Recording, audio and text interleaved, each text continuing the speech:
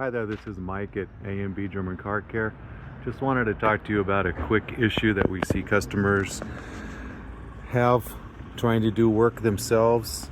This battery was installed by the client and it's very difficult because both cables have black fittings on the cable, so they are not identifiable. This customer has put this battery in backwards and has moved the cables to where they actually had it towed in with the cables from the positive being on the negative and the negative cable being on the positive. So this battery needs to be flipped around and this needs to be installed correctly, and we'll see what kind of electrical damage is done with this car, but at this point we just need to flip this around.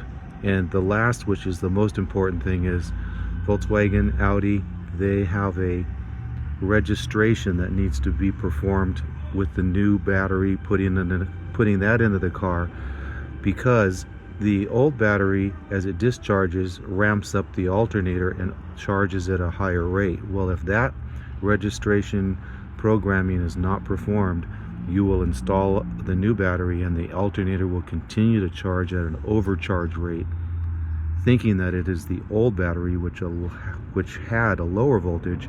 So this will ramp up to full capacity.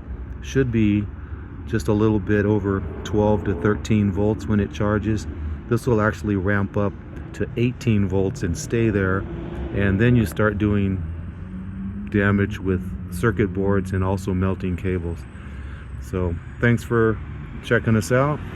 Again, I'm Mike from A&B German Car Care, and you can find us at abgermancarcare.com. Thank you.